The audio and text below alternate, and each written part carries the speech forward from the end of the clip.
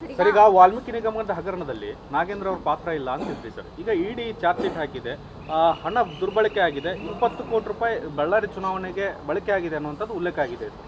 ಈಗ ನಾವ್ಯಾರೋ ಹೇಳಿದ್ದು ಹೇಳಿಕೆ ಮುಖ್ಯ ಅಲ್ಲ.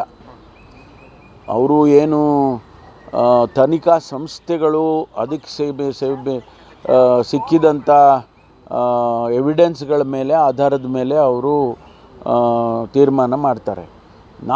ನಾವಿಲ್ಲಿ ನಿಮ್ಮ ಮುಂದೆ ಒಂದು ಹೇಳಿಕೆ ಕೊಡ್ತೀವಿ, ಹೌದು ಇದು ಅವ್ರ ಪಾತ್ರ ಇಲ್ಲ ಅಂತ, ಅದು ಮೇಲ್ನೋಟಕ್ಕೆ. ಆದರೆ ತನಿಖೆ ಮಾಡಿದಾಗ ಗೊತ್ತಾಗುತ್ತೆ. ಸತ್ಯಾಸತ್ಯತೆಗಳು ಗೊತ್ತಾಗೋದು ಯಾವಾಗ ಅಂದರೆ ತನಿಖೆ ಮಾಡಿದಾಗ. ಆ ತನಿಖೆಯಲ್ಲಿ ಅವ್ರ ಪಾತ್ರ ಇದೆ ಅಂತ ಇಡಿ ಅವರು ಹೇಳಿದ್ದಾರೆ, ಚಾರ್ಜ್ ಶೀಟಲ್ಲಿ ಹೇಳಿದ್ದಾರೆ ಅಂತ. ಅದನ್ನು ನೋಡೋಣ, ಮುಂದೆ ಇನ್ನೂ ಅವರು ಅಂತಿಮವಾಗಿ ತಿಳಿಸ್ಬೇಕಲ್ಲ. ಅಲ್ಲ ಸರ್, SIT ತನಿಖೆಗೂ ಇಡಿ ತನಿಖೆಗೂ ಒಂದಷ್ಟು ತದ್ವಿರುದ್ಧವಾಗಿದ್ದಾವಲ್ಲ. ಬೇಕಾದಷ್ಟು ಸಾರಿ ಹಾಗಾಗುತ್ತೆ. ಅವರು ಹೇಳೋದನ್ನು ನಮಗೆ ಎವಿಡೆನ್ಸ್ ಸಿಕ್ಕಿರಲ್ಲ, ಅಥವಾ ನಮ್ಮ ಎವಿಡೆನ್ಸ್ ಪ್ರಕಾರ ಹೇಳಿದ್ದನ್ನು ಅವರಿಗೆ ಸಿಕ್ಕಿರೋದಿಲ್ಲ. ಬೇಕಾದ ಸರಿ ಇದೆಲ್ಲ ಆಗುತ್ತೆ. ಡಿಫ್ರೆಂಟ್ ಏಜೆನ್ಸೀಸು ಅವ್ರ ಮ್ಯಾಂಡೇಟೇ ಬೇರೆ ಬೇರೆ ಇರ್ತದೆ. ಆ ದೃಷ್ಟಿಯಿಂದ ಮಾಡ್ತಾರೆ ಅವರು.